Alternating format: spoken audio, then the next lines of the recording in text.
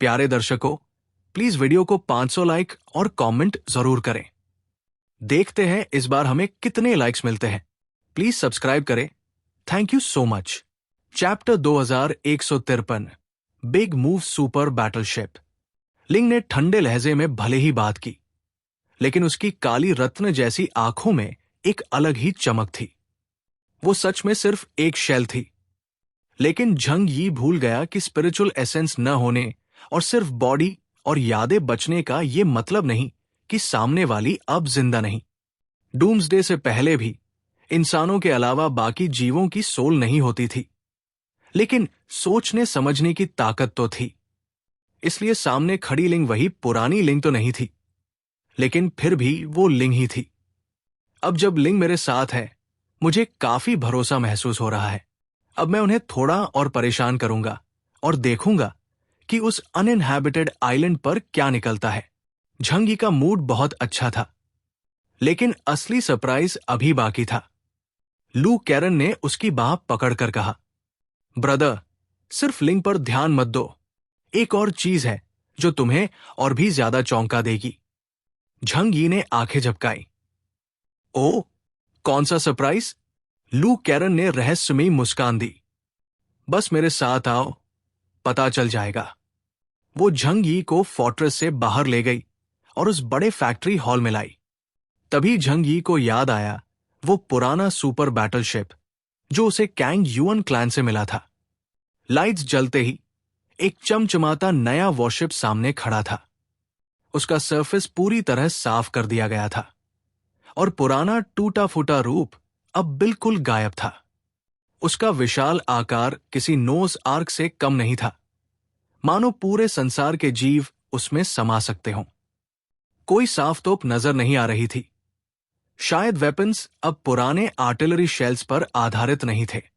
झंगी मुस्कुराया, हाथ पीछे बांधकर बोला, क्या तुम इसे कंट्रोल कर सकती हो? यह सरप्राइज वाकई बहुत अच्छा था। आने वाले युद्ध में यह वुलुयन एम्पायर के खिलाफ सबसे बड़ा हथियार साबित हो सकता था।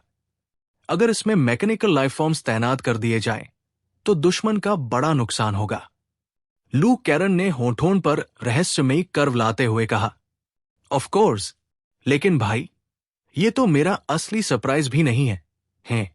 उसने गर्व से सीना फुलाया और बोली, मैंने इस बैटलशिप की पूरी टेक्नोलॉजी मास्टर कर ली है। अब अगर मुझे काफी मटेरियल्स मिल जाए, तो मैं बिल्कुल इसी तरह का नया बैटलशिप एक से एक बना सकती हूं। झंगी की आंखें फैल गई। इतनी जल्दी? असल में लू कैरन की एबिलिटी वॉइड ट्रांसफॉर्मेशन किसी चमत्कार से कम नहीं थी। वो सिर्फ छूकर किसी भी मटेरियल और उसकी स्ट्रक्चर को एनालाइज कर सकती थी। एटॉमिक लेवल पर चीजों को बदल सकती थी। पत्थर को सोने में बदलना उसके लिए संभव था। ऊपर से वो मैकेनिक्स की भी जीनियस थी। तियनहाई फोर्ट्रेस की लगभग सारी टेक्नोलॉजीज उसी ने बनाई थी। पहले स्नोमोबाइल्स और वेपन्स, फिर स्नोई आउल मचर और एक्सोस्केलेटन मचर। लेकिन आज उसने जो कहा, उसने झंग यी को सच में हिला दिया। कैंग युअन क्लैन का ये सुपर बैटलशिप इतने बड़े पैमाने का था कि उसकी शक्ति का अंदाजा लगाना भी मुश्किल था। और आज लू कैरन कह रही थी कि वो इसे रेप्लिकेट कर सकती है। लू कैरन ने उसके चेहरे का भाव देखकर और भी गर्व से कहा, ब्रदर, मेरे लिए तो ये बस एक खेल है। फिर गंभीर होकर बोली, असल में ये बैटलशिप जितना बड़ा दिखता है, इसका कोर टेक्नोलॉजी उतना ही छोटा हिस्सा है। मैंने पहले इनके मैकेनिकल लाइफ फॉर्म्स और डीमन मैकास का गहराई से स्टडी किया था। उनमें पहले ही कैंग युअन क्लैन के कोर सीक्रेट्स छिपे थे। मशीन का लॉजिक समझ लो तो बाकी सब अपने आप समझ में आ जाता है। जैसे कोई कंपनी कार बना सकती है, तो वो टैंक भी बना सकती है। उसने हाथ रगड़ते हुए मुस्कान दी। लेकिन भाई, ऐसी वॉरशिप बनाने के लिए रिसोर्सेज चाहिए होंगे। कितने? झंग यी ने सीधा पूछा। शायद हुएक्सू नेशन के सारे एयरक्राफ्ट कैरियर्स इकट्ठे करने पड़ेंगे। और अगर फुल स्केल बैटल करना हो, तो एक पूरा ऑयल फील्ड इसकी एनर्जी खा जाएगा। कितना टाइम लगेगा पूरा होने में? लू कैरन ने सिर खुजलाया। भले ही सारे मैकेनिकल लाइफ फॉर्म वर्कर्स दिन रात लग जाएं, कम से कम 3 महीने तो लगेंगे। लेकिन भाई, तुम्हारी बैटल प्लान इतनी देर तक इंतजार कर पाएगी? झंग यी ने उसका कंधा पकड़ा और हल्की मुस्कान के साथ कहा, अगर मेरी प्यारी, जिद्दी बहन को बनाने में टाइम लगे, तो मैं चाहे जितना इंतजार करूंगा। ये सच में आसमान से उतरा वरदान था। उसकी जीत की संभावना अब और भी मजबूत हो गई थी। लेकिन झंग यी जानता था, युद्ध में हमेशा अनजाने मोड़ आ सकते हैं। 100% जीत की उम्मीद कभी भी 70% तक गिर सकती है। इसलिए वो हमेशा नई ताकतें जुटाने की कोशिश में रहता था। मैं अभी सभी रीजन से संपर्क करता हूं, चाहे उनकी सारी सेविंग्स क्यों निकल जाए। रिसोर्सेज हमें जुटाने ही होंगे। तुम वर्कर्स को तैयार रखो। मैं डेंग शेंटोंग और बैली चेंकिंग से कहूंगा कि एक बड़ा फैक्ट्री तुरंत खड़ा कर दे। तेजी से आदेश देकर झंग यी टेलीपोर्ट होकर चला गया। लू कैरन वही खड़ी रह गई, सुपर बैटलशिप की ओर इशारा करती हुई। ब्रदर, मैंने अभी इसके फंक्शंस भी एक्सप्लेन नहीं किए थे। असल में वो बताना चाहती थी कि इस बैटलशिप की डिफेंसेस इतनी मजबूत थी कि उसकी anti energy shield barrier stone से दर्जनों गुना ताकतवर थी। उस पर 10,000 से ज्यादा लेजर वेपन्स लगे हुए थे। लेकिन झंग यी पहले ही जा चुका था। लू कैरन ने मुस्कुराकर कहा, ब्रदर, सच में तुम्हारे सामने मैं कुछ नहीं कर सकती। उसने गर्व से सीना फुलाया और हाथ कमर पर रखे। लेकिन वॉरशिप की कमांड मुझ पर छोड़ दो। ब्रदर, तुम बस अपना काम करो। छोटे साथियों, उसने जोर से आवाज लगाई और तुरंत बैटलशिप से हजारों मैकेनिकल हेड्स बाहर निकल आए। किसी के हाथ में इलेक्ट्रिक ड्रिल, किसी के पास स्क्रूड्राइवर, कोई रैग लिए हुए। सबके चेहरे पर बस एक ही उत्साह था, लू कैरन के लिए काम करने का। तैयार हो जाओ काम के लिए। लू कैरन ने अपनी कलाई घुमाई और पूरे जोश से चिल्लाई, चैप्टर 2154, स्टे अवाइल। दूसरी तरफ झंग यी ने फिर से पूरे हुएक्सू नेशन का एक दिन में चक्कर लगा लिया। वो बिना किसी झिझक के जहां से जितना मिल सकता था, सब उठा ले गया। उसने 6 बड़े जिलों को फिर से लूट लिया। अपने घरों में पड़े सारे अबैंडन्ड वॉर व्हीकल्स और टैंक्स मुझे दे दो। उनके मटेरियल्स मेरे काम आएंगे। ईस्ट चाइना सी रीजन का एयरक्राफ्ट कैरियर डूब गया, कोई बात नहीं, वो ज्यादा दूर नहीं गया होगा। मैं जाकर उसे निकाल लाऊंगा। टेंशन मत लो, मेरे काम का है। कोई भी स्क्रैप मेटल मेरे लिए यूजफुल है। मुझे तुम्हारे रीजन की मिलिट्री इंडस्ट्री पर भरोसा है। ब्रदर एक्सायोलाई, तुम्हारा नॉर्थ वेस्ट रीजन रिसोर्सेज से भरा है। मुझे एक ऑयल माइन दे दो। पता है तुम्हें भी कमी है, पर इस वक्त मुझे ज्यादा जरूरत है। नाटक मत करो। पूरे हुएक्सू नेशन में सबसे ज्यादा रिसोर्सेज तुम्हारे पास ही है। जाओ और जमीन के नीचे से और निकालो। और सुनो, वॉर प्लान को पोस्टपोन कर दिया है। हां, ज्यादा से ज्यादा आधा साल तक। 6 डिस्ट्रिक्ट्स के सीनियर एग्जीक्यूटिव्स दंग रह गए। पहले तो बैटल प्लान कुछ ही महीनों में वुलियन एम्पायर पर हमला करने का था, पर अब झंग यी ने सीधे आधा साल आगे बढ़ा दिया। उन्हें कोई आपत्ति नहीं थी, बस समझ नहीं आ रहा था कि झंग यी ने अचानक क्यों बदला। झंग यी की एक्सप्लेनेशन बहुत सिंपल थी। मुझे लगता है अभी तैयारी पूरी नहीं है, इसलिए थोड़ा इंतजार करना पड़ेगा। इतना बड़ा मामला था और झंग यी कभी भी रिस्क लेने वाला इंसान नहीं रहा।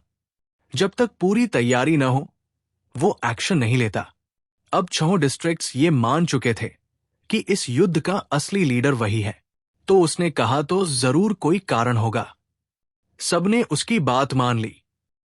इसके बाद के समय में पूरा सदर्न सी एरिया अशांत रहने लगा। झंग यी ने जानबूझकर जो इंफॉर्मेशन फैलाई थी, उससे दूसरे देशों के अजीब लोग उस केव को जांचने आने लगे। लिजर्डमैन क्लॉट बहुत एक्साइटेड था। उसे लगा उसका फेंका हुआ बेट काम कर रहा है। लगातार दूसरे देशों के वॉरशिप्स उस अनइनहैबिटेड आइलैंड के पास आने लगे। ये हाई सीज थे, तो कोई भी यहां आ सकता था। एक के बाद एक एलियन टीम्स अंदर ट्रेजर ढूंढने लगी। लेकिन धीरे धीरे क्लॉट और बाकी को कुछ गड़बड़ लगने लगी। उन्हें पता नहीं चल पा रहा था कि ये लोग हुएक्सू से हैं या नहीं। उनके लिए इंसान वैसे ही थे जैसे जमीन पर लोग चींटियों को देखते हैं, तो शक्ल से पहचानना मुश्किल था। लेकिन इन लोगों की ताकत वाकई बहुत औसत थी। आधा महीना बीत गया और बहुत लोग आए, लेकिन इप्सिलॉन लेवल का एक भी एलियन नहीं दिखा। क्लॉट ने दांत भींच कर कहा, हमें पेशेंस रखना होगा और बेट छोड़ना होगा। मुझे यकीन है केओस जरूर आएगा। वो पहले जैसी ही चाल चल रहा था। ज्यादातर एलियंस जो केव में घुसते थे वो मार दिए जाते थे। कुछ को जानबूझकर छोड़ दिया जाता था ताकि वो बाहर जाकर सैक्रिफिशियल स्पिरिट और फ्रैगमेंट्स ऑफ गॉड सोर्स वाली और उसकी खबर फैला दे। धीरे धीरे ये बात दूर दूर तक फैल गई, यहां तक कि कोलंबिया से भी कुछ लोग समुद्र पार करके पहुंच गए। उनमें झंग यी का पुराना जानकार कार्टियर्स भी था, जिसे लॉर्ड ऑफ द ओशन कहा जाता था। उसका एबिलिटी इंडेक्स अभी 25,000 तक ही था, लेकिन यही उसका लिमिट था। ताकत पाने के लिए उसने अपने शरीर का ज्यादातर हिस्सा तक बदल डाला था। अनइनहैबिटेड आइलैंड के पास पहुंचकर कटाइल्स ने सीधा अंदर जाने की जल्दी नहीं की। वो थोड़ा दूर रुक गया। उसे अजीब लगा, ये जगह हुएक्सू नेशन के इतनी करीब है, पर हुएक्सू का कोई स्ट्रेंज पर्सन यहां क्यों नहीं दिख रहा? हुडन जैसा सावधान इंसान भी नहीं दिखा। ईस्ट चाइना सी के टर्टल्स और बर्ड्स भी गायब है। ये बहुत अनयूजुअल है। कार्टियर्स घमंडी था, पर मूर्ख नहीं। उसने तुरंत कुछ गड़बड़ महसूस की। फिर वो गहरे समुद्र में उतरा और वहां एक्टिवेट किया अपना एबिलिटी, एब्सोल्यूट पावर। इससे इप्सिलॉन से नीचे के सारे मरीन क्रीचर्स उसके आदेश मानने लगते थे। उसके केंद्र से चारों तरफ एक विशाल लहर फैली। कुछ ही देर में समुद्र की गहराइयों में सुनामी जैसी हलचल मच गई। बूम! विशाल सी बीस्ट्स उसके तरफ दौड़ पड़े। छोटी बड़ी मछलियों के झुंड भी इकट्ठा होने लगे। कुछ ही देर में अरबों सी क्रीचर्स इकट्ठे हो गए। कार्टियर्स ने उनसे पूछा, इस आइलैंड के आसपास हाल ही में कुछ अनयूजुअल हुआ है क्या? सी बीस्ट्स ने एनिमल कम्युनिकेशन के जरिए जवाब दिया, हाँ, करीब 1 महीने पहले कुछ बहुत अजीब क्रीचर्स समंदर की गहराई से यहां आए थे। वो बेहद ताकतवर और डरावने थे, लेकिन उन्होंने कोई सी मॉन्स्टर नहीं मारा, जैसे कि वो किसी को अलर्ट नहीं करना चाहते। लगता है वो आइलैंड के नीचे कुछ कर रहे हैं। हमें लगातार वहां से लहरें महसूस होती रहती हैं। ये सुनकर कार्टियर्स मुस्कुराया। सही था मेरा शक। यहां जरूर कोई चाल चल रही है। लगता है किसी ने जानबूझकर यहां जाल बिछाया है, सैक्रिफिशियल स्पिरिट और होली एसेंस फ्रैगमेंट से लोगों को खींचने के लिए। मुझे नहीं पता उनका मकसद क्या है, लेकिन केओस बहुत सावधान है। अगर वो इसमें नहीं फंसा तो मैं भी यहां रुककर अपनी गर्दन क्यों फंसाऊं? वो अपनी चतुराई पर बहुत गर्व महसूस कर रहा था। उसने तुरंत कोलंबियन नेवी एलियंस को आदेश दिया कि पास न जाए, बस दूर से निगरानी करें, और फिर खुद उस आइलैंड से दूर निकल गया। लेकिन हर कोई इतनी आसानी से लालच छोड़ नहीं सकता था। वुलुयन एम्पायर के ब्रैड और बाकियों की एनालिसिस सही थी। इंसान सच में बेहद लालची है। छोटे मोटे देशों के एक्स्ट्राऑर्डिनरी लोग भी अपनी किस्मत बदलने की चाह में दौड़ पड़े। यहां तक कि कुछ टैंक लेवल इप्सिलॉन तक दूर दूर से पहुंच गए, क्योंकि अगर सैक्रिफिशियल स्पिरिट मिल जाए तो थोड़े ही समय में ताकत कई गुना बढ़ सकती थी। वरना नेचुरल तरीके से सुपरनैचुरल इंडेक्स बढ़ाना लगभग नामुमकिन है। लोग अपनी पोटेंशियल को स्किल से निकाल सकते हैं, पर स्पिरिचुअल एनर्जी का टोटल अमाउंट बढ़ाना आसान नहीं। इसीलिए अपोकलिप्स के 4 साल बाद भी दूसरे रीजन्स के एलियंस धीमी गति से बढ़ रहे थे। अब और ज्यादा अजनबी उस आइलैंड की तरफ खींचने लगे। हर कोई एक मौका चाहता था। ये देखकर क्लॉट बेहद खुश हुआ। मतलब उसका ट्रैप काम कर रहा था। भले ही जिसको मारना था वो अभी तक नहीं आया, लेकिन रोज नए लोग मरने आते रहे। इससे उसे उम्मीद और मजा दोनों मिल रहे थे। उसी समय झंग यी जितना हो सके उतना मटीरियल और एनर्जी इकट्ठा कर रहा था। साथ ही लिंग से सीख रहा था कि अपनी पोटेंशियल को और कैसे विकसित किया जाए।